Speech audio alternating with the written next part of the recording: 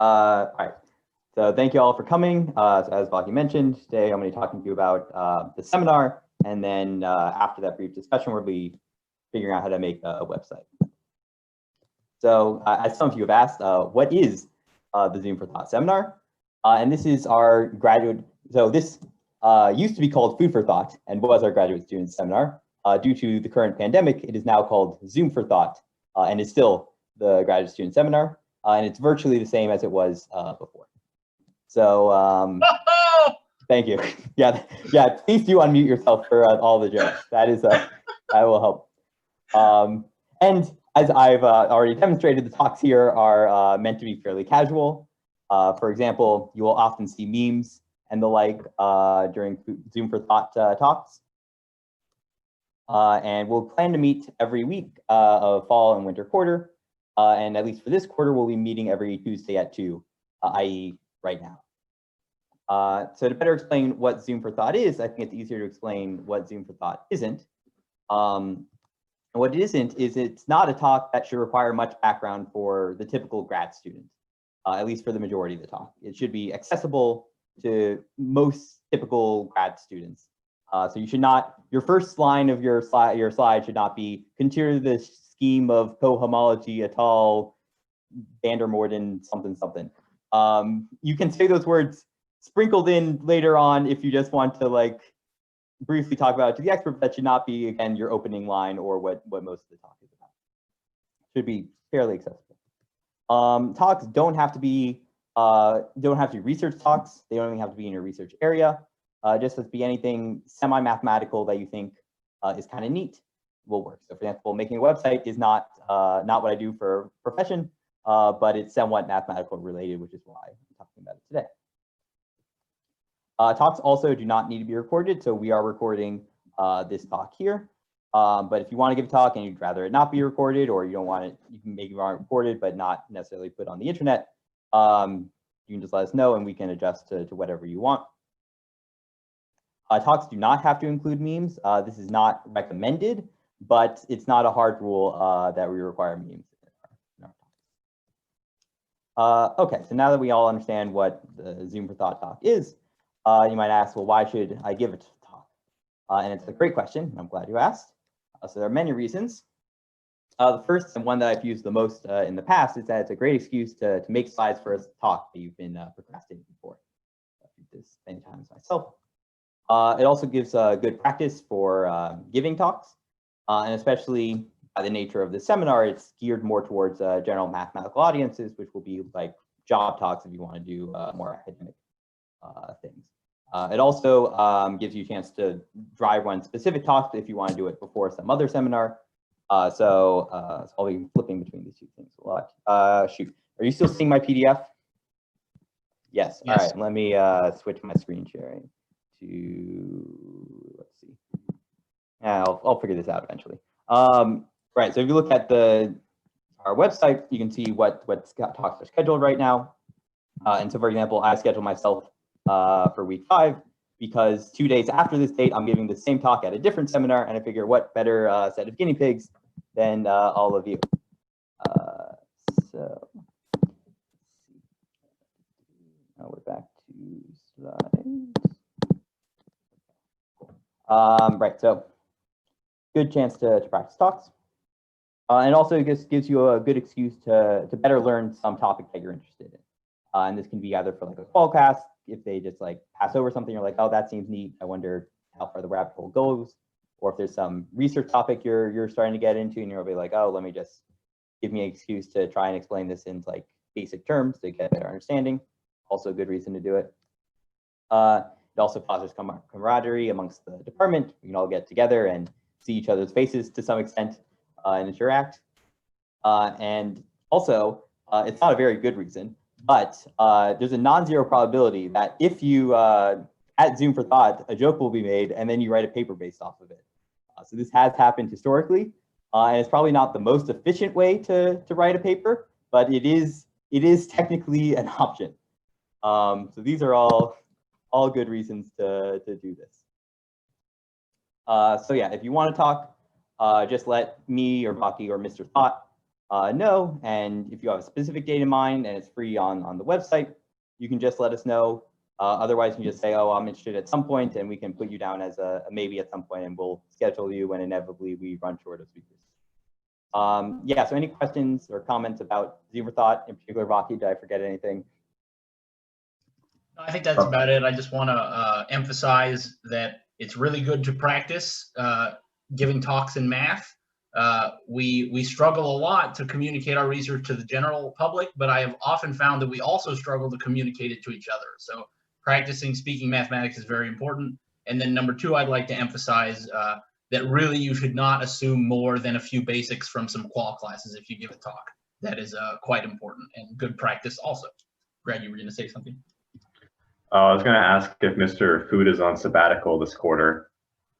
There is no Mr. Food, Greg. The canonical, canon for the Food for Thought seminar is that the main organizer is Mr. Thought. In later iterations, we may introduce more canon.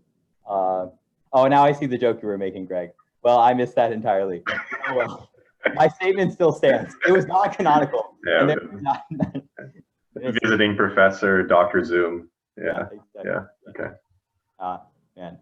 He's a logician, as you'll see. All right, cool. Yeah, any other questions, comments about Zoom for Thought?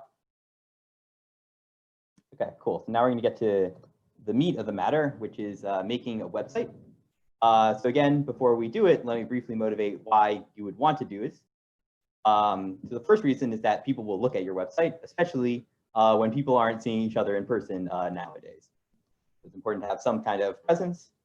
And personally, if nothing else, if you link your website on the math grad student listing, I will probably see it at one point.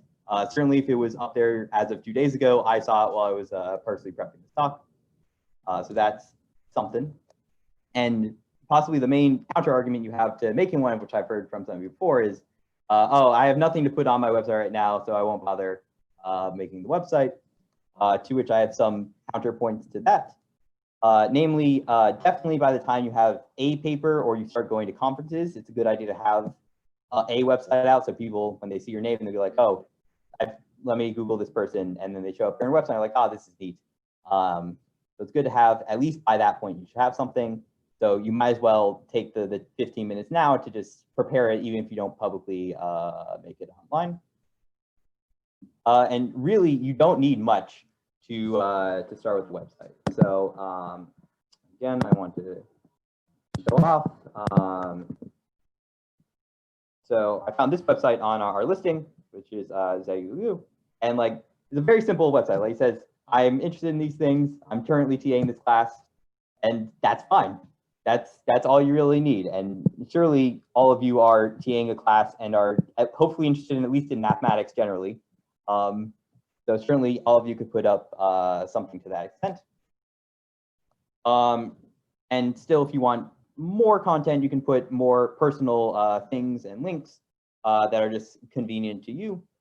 So I really did not think all this screen swapping ahead of time, but oh well. So for example, on my website, I have this miscellaneous section where I just have, for example, a listing of some of my favorite books, because I like books and I like remember what books I have. I also have some expository notes from an RAU I did, and I have a bunch of bad math puns. So you can just put it with a lot of neat little personal stuff or other things that you just have convenient to know where it is somewhere on the internet.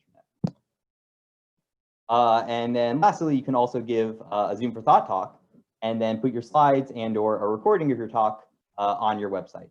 So I've done this with a couple of my talks, and I'll probably do it for future ones as well. So this is, again, some content you can put there and another great excuse to give a Zoom for Thought. So these are all some many reasons to make a website.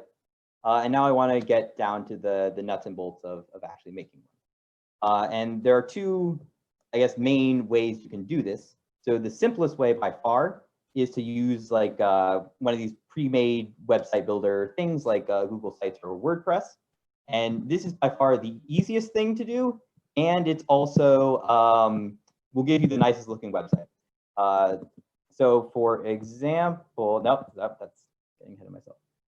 So for example, Vatsa has this nice Google Sites here, and Andreas has this nice WordPress thing. So they all look very nice, and they're pretty easy to make. But nevertheless, I find it way more fun to make one of these classic 90s style HTML math sites that are so popular. And as I hope will become apparent, you do not need to know much HTML to make a website. I certainly barely know what I'm doing, and I have something that functions fine. So this is what the method I'll be showcasing right now. So let's go do that. And the first thing you need to do when making a website is to find a nice template website to steal, basically. So I'm not going to suggest my own website. That would be a little pretentious. But I found this nice website from another grad student that I put in the chat, which is binatorics.com. So if you go there, you will find a nice template website to start with, which I will now go to myself.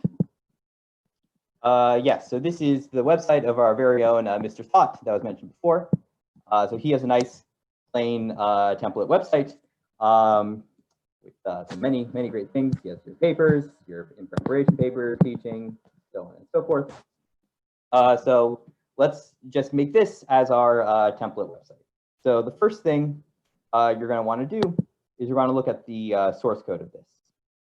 So at least for Windows, what you do is you hit right click and then hit view page source, or just hit Control U.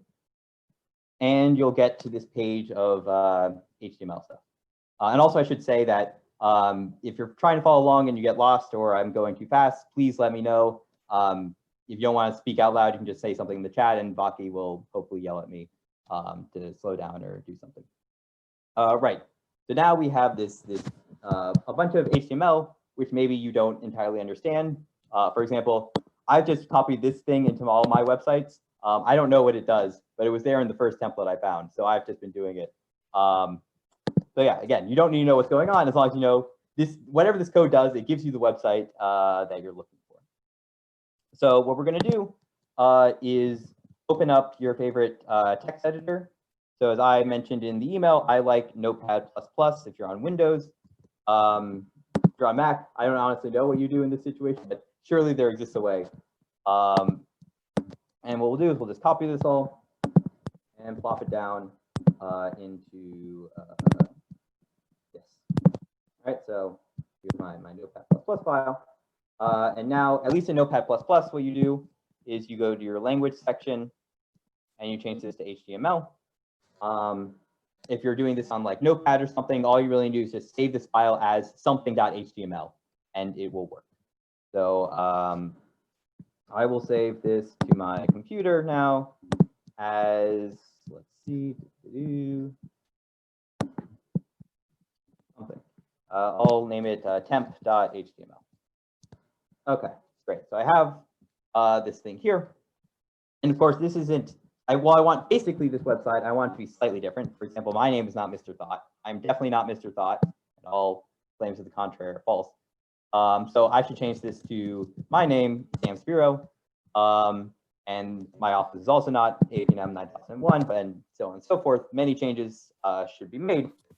But for the moment, let's just pretend that I've made all the appropriate changes that I want. So before you upload it to the website, again, at least on Notepad++, there are other ways to do this and other things. You can go to this run option and say launch in Chrome. And it will then open up a window in Chrome with what the website will look like if you upload it as is to the internet. So as you hear, it's basically the same as before, but now because I changed the MR Thought name, it's now Sam Spiro. And there's a bit of an error where there's no picture here. And that's because if you look through the code, it says upload thought.png or whatever, that image here. And I have no image file in my folder where I put this file, so it doesn't know where to look. So this is easy to correct. You just put in some picture in the wherever folder you save this file under, and it will find it. But for now, we'll ignore that issue.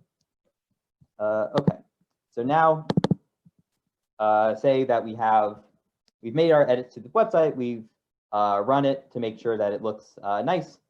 So now what we want to do is actually upload it to the Mac server, actually put it to the internet. And for that, what we'll do is we'll go to Windows SCP or your favorite SSH program. So again, this is for Windows. Again, Mac has analogous things. And then I will share that part of the screen. Here we go. So when you open up Windows SCP, you get something like this. And what you'll do is you'll put for your host name, math.ucsd.edu. Your username will be whatever is before all your emails. And then your password, in theory, can be gotten from math help at math.ucsd.edu. We used to have to talk to Saul in person about this. Obviously, that's not what's going on. So hopefully things work by email. But I'm sure y'all will figure that out.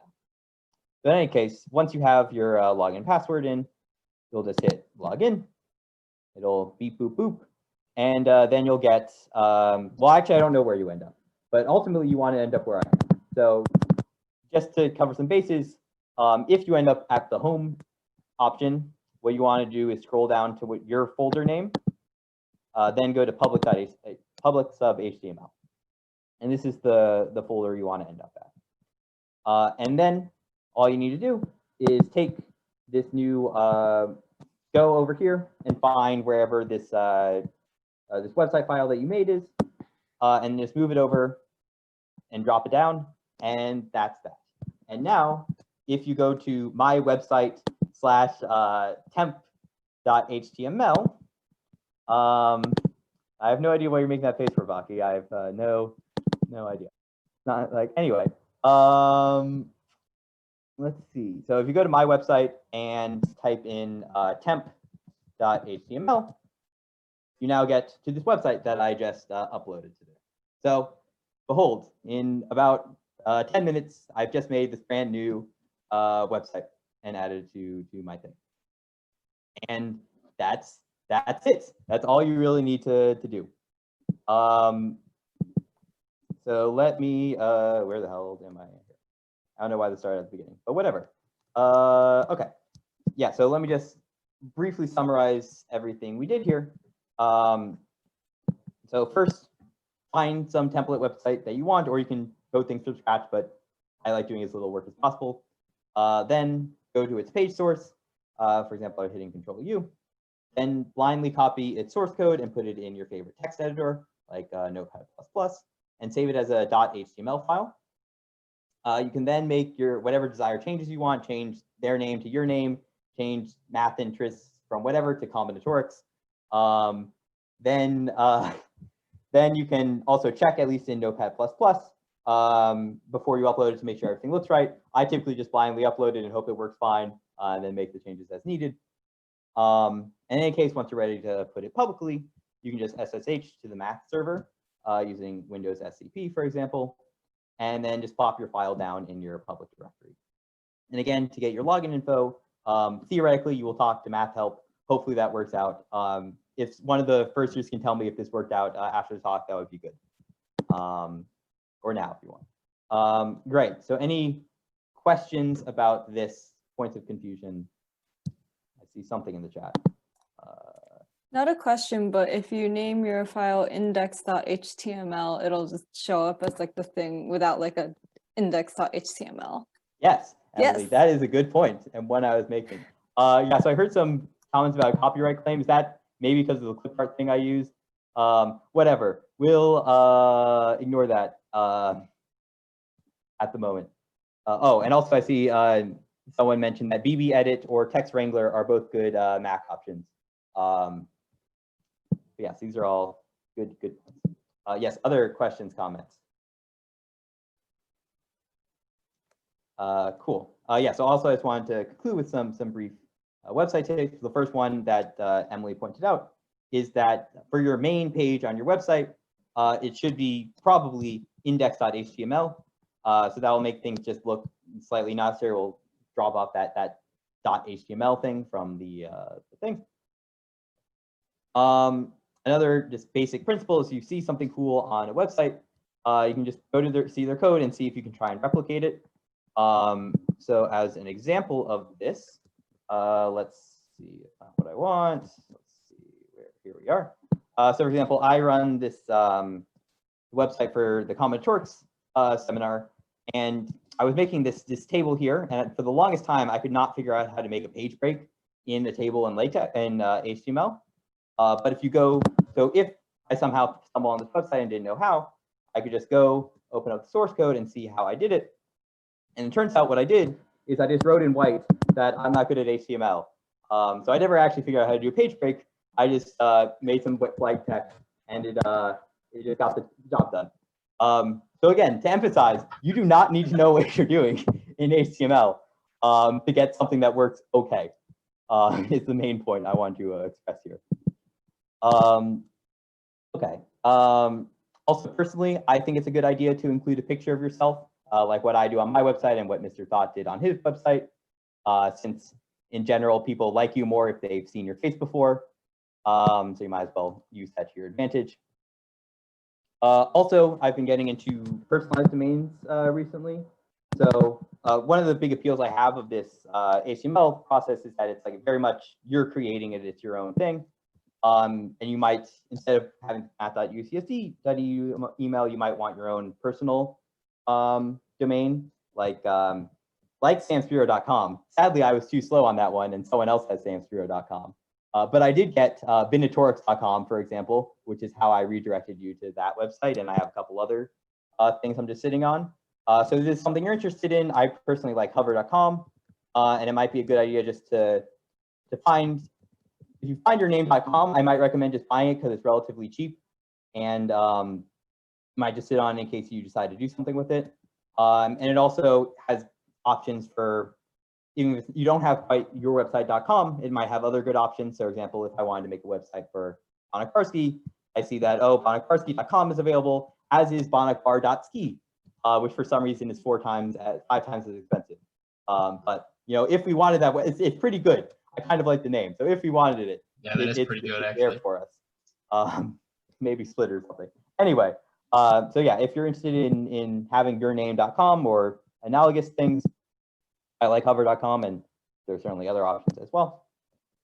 And the last kind of important thing to note is that if you want your name to appear, your website to appear on the grad student listing, you can talk to, again, in theory, Math Help. So just as an example of this, so we see that these 3 people, like, you can actually click this button and you'll go directly to their website. So one of the organizers for Food for Thought has not done this for whatever reason, and you know, they should probably do that. Wow, what a clown. Yeah, and I think that is the whole talk. So are there any questions or other tips that people want to say at this point? Okay, cool. So I guess we can stop the recording. Oh, shit. Yeah, it's another important part Give of me it. a sec.